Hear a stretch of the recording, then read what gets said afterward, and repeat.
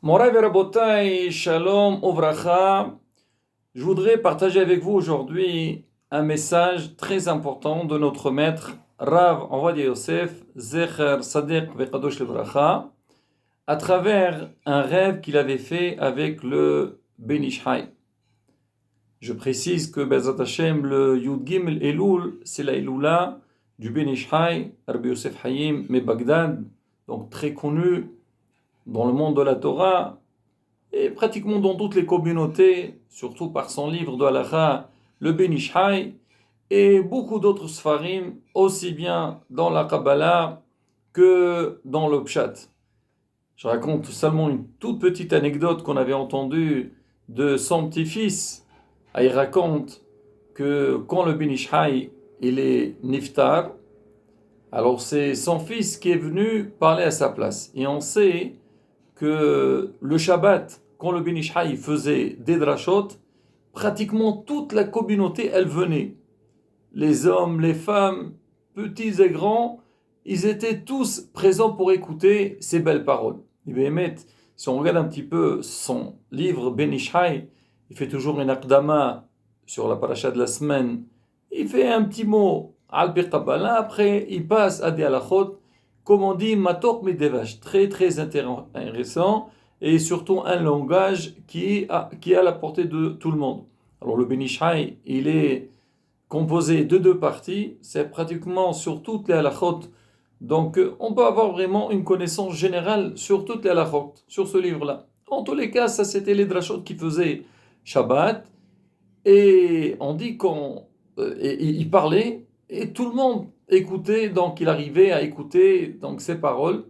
Alors quand son fils, il a parlé, alors ceux qui étaient à côté, ils entendaient, mais ceux qui étaient loin, il y avait des milliers de personnes, ils n'entendaient rien du tout.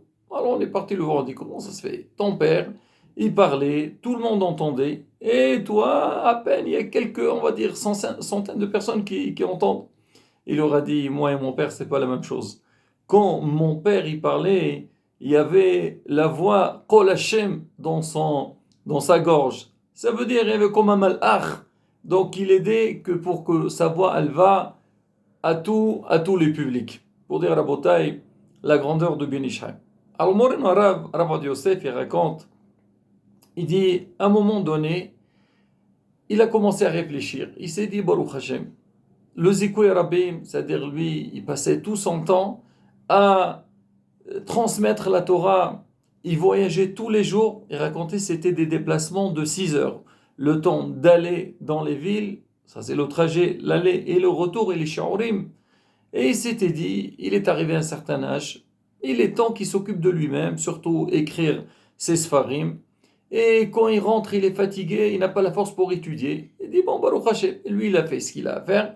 Maintenant, il y a d'autres rabbanim plus jeunes, ils peuvent eux continuer à faire le travail de notre maître. Et c'était vraiment une idée qui commençait un petit peu lui monter dans la tête. Et pratiquement, il était sur le point de décider de ne plus sortir vers le public et s'intéresser plus dans l'étude de la Torah et écrire ses livres. Un soir, alors il dit, il dormait, il voit le Ben Ish Chai entrer chez lui à la maison avec une très belle prestance. Alors Rabbi le voit, Chavot Kodara, asseyez-vous. Le Ben Ish Chai, il s'assoit, il prend un livre qui était sur la table, c'était le Yabir Omri, il le regarde, il dit, oh c'est beau, c'est bien, c'est bien, c'est bien. C'est-à-dire, quelque part, il félicitait le Rav Yosef sur les Sfarim qu'il a écrit. Après, il lui a dit, tu sais que l'Imoud Torah, c'est sûr, c'est très très important. Écrire des livres, encore plus. Mais il faut savoir, Zeko Yarabim, s'occuper des autres, aider les autres, transmettre les lois et les règles de la Torah au clan d'Israël, il n'y a pas plus fort. Misé au misé, il faut continuer à, bien sûr, à étudier, développer ton étude, mais penser aussi au clan d'Israël. Alors, et sur place, il a béni pour que Bezat Hashem, il aura une atzlaha. Alors le Rav il dit, j'ai compris que mes pensées, ils sont arrivés jusqu'au ciel et on m'a envoyé le Ben Ish Chai pour me dire que c'est pas comme ça qu'il faut entreprendre, il faut continuer à faire Zikouya Rabbim. Alors le Rav il continue, il dit, une fois que j'ai eu ce rêve-là, et j'ai eu cette réflexion, alors j'ai compris donc la discussion qu'il y avait entre Maran Shulchan Aruch, Rabbi Yosef Karo, avec le Maguid. On sait que tous les soirs, il y avait un malach, on l'appelle le Maguid, qui vient étudier à Rabbi Yosef Karo. Un jour, le Maguid, il a vu Rabbi Yosef Karo, il était un petit peu dérangé, il n'était pas bien. Il lui a dit, je sais, Rabbi Yosef, tu es dérangé parce que toi, tu as une responsabilité communautaire, tu t'occupes d'Am Israël et ça te prend énormément de temps et tu perds un peu de temps pour ton Limud Torah et tu es un petit peu dérangé, tu veux étudier plus. Il lui a dit, tu peux pas savoir l'importance donc de celui qui va vers Klal Israël. Il est meqarrevotam les abihim shebashamayim. Il les ramène vers la voie de la Torah, vers le chemin d'Akadosh Baruch Hu. Ça a une place très importante aux yeux d'Akadosh Baruch Hu. Il lui a dit, il faut continuer à faire ça, et bien sûr, continuer dans ton limoud. Rabotai, qu'on entend ces paroles-là pour dire l'importance de Zikouya Rabbim, c'est vrai, la première des choses qu'on penserait, on dit, oui, ce message, il concerne les rabbanim, les responsables communautaires, mais le simple, le ham, alors lui, il n'est pas concerné par ça. Alors, Rabotai, c'est pas vrai. Déjà, alors pour expliquer ça, je veux rapporter une parole que Moren Arav, Rav Yosef, qui dit dans son livre, et aussi son fils Shibedachim Tovim Varukim, dans son livre Achot Yosef, il rapporte, il dit que dans la période de Yamim, c'est-à-dire la Tchouva, Elul, et Yamim Noraim, alors bien sûr que nous, quand on fait la Tfila, alors on essaie de faire des kavanot, quand on dit Hachem, c'est l'ahlanu, pardonne-nous. Alors on demande la Géoula, on demande la guérison, on demande beaucoup de choses. Alors mais on fait aussi la bracha de la Teshuvah Ahazeno B'Teshuvah Shema Venecha. Donc on demande la Teshuvah pour qu'Hachem nous aide à faire Teshuvah. C'est vrai que la Teshuvah dépend de nous, mais aussi Hachem il nous aide, comme c'est marqué, c'est-à-dire vous faites le premier effort pour venir vers moi et moi je vous aiderai de faire une réelle Teshuvah. C'est-à-dire, nous, on doit faire le premier pas. Et Hachem, il nous aide à arriver donc au but. Et il dit qu'à la fin, quand on dit Baruch Hashem, Aroseh B'Teshuvah, il faut penser à tout le clan d'Israël, à tous ceux qui sont loin de Torah Mitzvot. Il les appelle Tinochot Shenishbu. C'est des gens, les pauvres, ils n'ont pas appris. Ils sont égarés. Alors il faut penser que Akadosh Baruch Hu leur envoie donc cette idée-là, cette pensée de vouloir revenir vers Torah et Mitzvot. Parce qu'on dit tout le clan d'Israël, on a tous un étincelle à l'intérieur de nous, mais le travail c'est quoi? C'est vraiment comment l'enflammer, c'est-à-dire revenir Torah et Mitzvot. Alors nous, chacun et chacun, quand il va faire donc cette fila, donc l'Ahamida, dans cette bracha, il faut penser à soi-même et penser aussi à tout l'Am Israël qui ont besoin de faire Teshuvah. Et là, Rabotai, le message qui est très important, qui sort donc des paroles qu'on est en train de dire, c'est pendant cette période. C'est vrai que chacun, il doit faire un effort. Comme on a expliqué dans les derniers cours, Hishbon Nefesh, essaye de faire un bilan de ce qu'on fait dans toute la journée. Mais il faut savoir aussi, le travail qu'on fait, il peut aussi agir sur les autres. Déjà, quand quelqu'un il a une bonne conduite, c'est sûr qu'il est vu par l'extérieur. Hazve Shalom.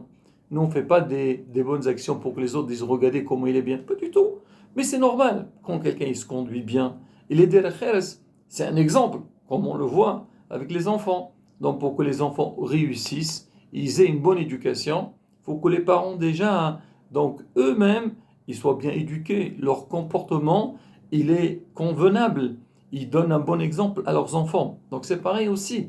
Quand quelqu'un, il se conduit bien, donc ça va aider les autres. Plus que ça, cette période qu'on nous va venir à la synagogue, montrer que cette période, on doit faire un effort supplémentaire. C'est-à-dire toute l'année, on doit faire des efforts, mais cette période encore plus. On va essayer de venir tôt à la synagogue pour faire les slihot, être présent et prendre sa place, participer. Donc ça va motiver les autres pour faire la même chose. Et plus que ça, souvent on arrive dans des situations, surtout pendant cette période des vacances, c'est vrai que les synagogues elles sont plus ou moins vite parce que les gens, ils sont en déplacement. Et des fois, on ne trouve pas des minyanim. On a du mal à commander, à célébrer donc les activités de la synagogue parce qu'il y a un manque d'effectifs. Ah, mais quand moi je viens, je suis Mezaket Arabim. Avec ma présence, déjà moi, donc je profite. Et en même temps, alors ceux qui vont venir, on va pouvoir faire un minyan ensemble. Ça, c'est Mahazer. Pareil aussi, quand il y a un Shi'ur Torah, moi je viens, je participe. Je peux même demander, est-ce qu'on peut organiser? Et souvent, on le voit dans les synagogues, quand il y a un qui fait une demande, ah oui, pourquoi pas? Et alors on propose. Donc le fait que moi, j'ai eu cette lumière, cette envie d'avancer et de progresser, ça peut énormément aider les autres. Et bien sûr aussi, si on connaît des gens qui sont loin Torah et Mitzvot, on les aide. Alors, on les informe, surtout aujourd'hui avec les moyens de communication. Baruch Hashem, aujourd'hui, on arrive à transmettre. Les gens, ils sont au courant de tout. Ah, moi, ils ne savent pas. Elul, il passe, personne ne... Aujourd'hui, tout le monde sait, c'est la période de la Teshuvah. Tout le monde sait il y a le chauffard. Tout le monde sait qu'il y a les slihot. Et là, la beauté, c'est là, il faut être mehazer les autres. Il ne faut pas avoir peur. Il ne faut pas avoir honte. Au contraire, combien de fois on entend des gens, on le voit là pendant cette période. C'est vrai, venir tôt à la synagogue. Et des fois, on a des difficultés d'organiser, mais à la fin, Baruch Hashem, on arrive à programmer, à réaliser des slihot et des pilotes. Beaucoup de personnes, c'est des témoignages, comme on dit en live direct, les gens ils disent c'est vrai, au moment qu'on nous demande de venir, et on se déplace pour venir, on est un petit peu gêné, on est un petit peu dérangé. Mais quand on a fini cette filote, quand on a écouté ce Dvar Torah, quand on a fait ces beaux slihot, on se sent bien. On sent que Bezrat Hashem, la journée, elle va être extraordinaire, elle va être très très bien. Et là, la beauté, encore une fois, on doit être mithazer. Ça fait plus d'une semaine qu'on a commencé le mois de Elul, on a tous la bonne volonté d'avancer. Il faut que chacun il donne de soi-même et bien sûr penser à son entourage. Chez Niske Bezrat Hashem Kullanu, de faire une bonne teshuva. Nishke les Shanum Tovot. Amen. Ken Yeher Ason. Hezko ou Imso.